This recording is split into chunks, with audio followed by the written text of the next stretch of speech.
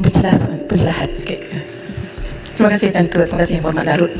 Apabila kita mendengar ucapan Tua Pembangkang berkaitan dengan kos hidup rakyat, sebenarnya di luar sana terlalu ramai rakyat yang sangat tertekan, terutama di kalangan ibu-ibu.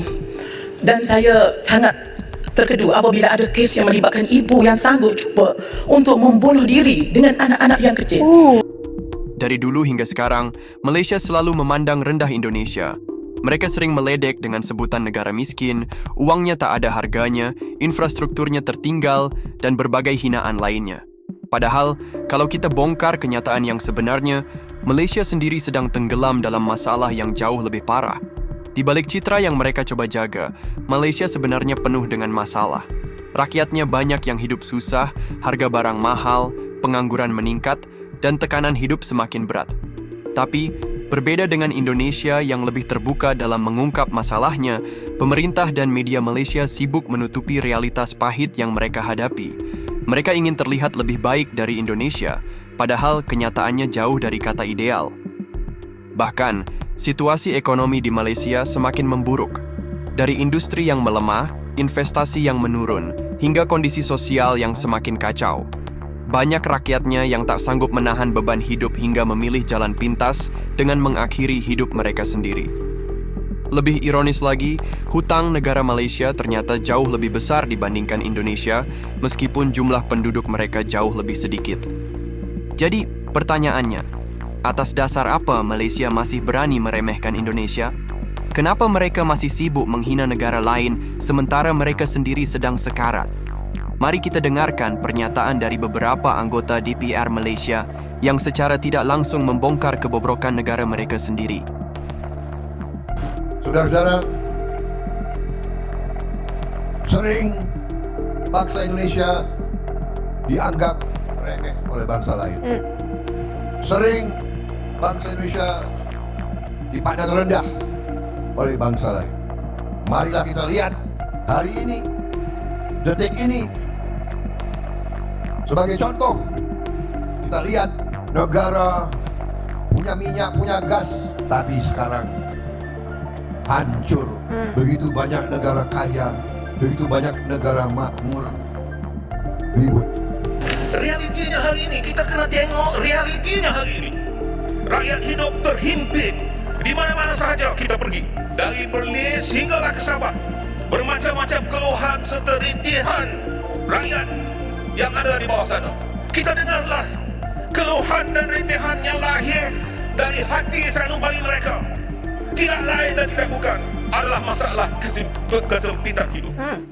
Rakyat mahukan sebuah kehidupan yang baik. Rakyat mahukan kehidupan yang bahagia. Rakyat mahukan kehidupan yang bermakna. Apa artinya kehidupan yang bermakna? Kalau pendapatan tak cukup, apa artinya jika terpaksa kais pagi, kais petang, makan petang? Apa artinya jika tempat tinggal pun tak ada? Apatah lagi untuk kita miliki? Terima kasih. Beras naik, daging naik, ayam naik, minyak masak pun susah nak cari. Keluhan dari masyarakat Malaysia paket, ya. Tapi minyak paket pun susah nak cari. Guna minyak botol lagi mahal, susah lah. Tolonglah jangan naik mendadak terlalu banyak kan. Kita pun mengejut, kita pun tak tahu nak buat macam mana lagi. Sampai masanya ada satu polisi, suatu dasar berkenaan dengan minyak sawit ini. Malaysia ini bukan carang-carang negara. Kita pengeluar minyak sawit kedua terbesar di dunia. Yang pertama Indonesia. Indonesia walaupun dia pengeluar pertama yang terbesar minyak sawit ini, tapi penduduknya 300 juta. Manakala kita Malaysia pengeluar nombor 2, penduduk kita hanya lebih kurang 33 juta. Adakah cadangan saya di munasabah, iaitu kerajaan membuat satu ketetapan, utamakan dulu rakyat Malaysia, pengguna dalam negeri ini. Artinya jangan ke semua sebagian besar minyak sawit diekspor keluar. Kita utamakan, penuhkan dulu keperluan rakyat negeri ini. Tak ramai, rakyat kita hanya 33 juta. Harun, soal kesempitan hidup ni berlaku di mana-mana, termasuk di kawasan saya, Indra Mahkota, dan dalam semua sektor. Adakah yang berhormat bersetuju bahawa kesempitan hidup ni merata? Dan guru-guru ni, yang ini saya kena tabik guru-guru tadika sebahagiannya. Tuan ini betul, dia keluar duit poket sendiri sebab dana yang dulu dah tak cukup dah. Sebab sekarang dia keluar, ada guru yang keluar duit poket sebab dah naik harga lebih kurang 50%. Terima kasih. Sepanjang sidang. Bagi yang cakap.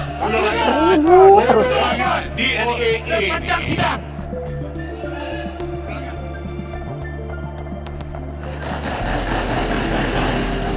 Mohon pencerahan sikit. Terima kasih Tuan Ketua, terima kasih Muhammad Larut. Apabila kita mendengar ucapan Tua Pembangkang berkaitan dengan kos hidup rakyat, sebenarnya di luar sana terlalu ramai rakyat yang sangat tertekan, terutama di kalangan ibu-ibu. Dan saya sangat terkedu apabila ada kes yang melibatkan ibu yang sanggup cuba untuk membunuh diri dengan anak-anak yang kecil kerana mereka hidup yang tertekan, kerana hidup yang sangat tertekan. Ada satu kes bagaimana seorang ibu naik motor bawa anak 4 orang, pusing naik motor sambil nangis, cuba nak membunuh diri, tapi Allah selamatkan dia. Dan satu kes lagi, ada kes seorang ibu umur 34 tahun gantung diri bersama anak, 2 orang anak umur 3 tahun dan 6 tahun, dan diletakkan nota kerana masalah kehidupan. Dan banyak lagi kes yang kita, dan saya di kawasan saya ada kes seorang anak kecil menangis pergi sekolah kerana apa? Kerana mak tak mampu bagi wang saku, hanya mampu bagi bekal makanan saja ke sekolah. Apa pandangan Ibu Hormat? Apa penyelesaian sepatutnya yang dibuat oleh kerajaan dalam depan dengan tekanan hidup yang semakin mendesak ini? Tuan Ketua, 2 orang sahabat saya membangunkan cerita yang berlaku, the reality on the ground. Bukankah ini kemiskinan? Sebagai kerajaan kita perlu jujur, kita perlu ikhlas, lihat permasalahan ini dengan sejujur-jujurnya. Jangan syok sendiri. Anak-anak sekolah pun susah, tambahan pula dihambat dengan hutang. Tidakkah sedih ini semua? Kita mahu kerajaan cari solution. Inilah tugas hakiki kerajaan. This is your responsibility. Jangan salahkan orang lain. Jangan buat dasar yang flip-flop. Dan jangan lari daripada tanggungjawab ini. Masalah Larut. Percayalah, kami di sebelah sini akan sentiasa bersuara demi kepentingan rakyat Malaysia. Good. Larut. Okey, gantang. Isu beras putih sebagai contoh. Ini dia kata. Ini makanan ruji rakyat.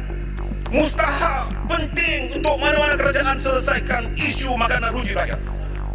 Jangan tangguh. Sudah bertahun masalah ini tak selesai.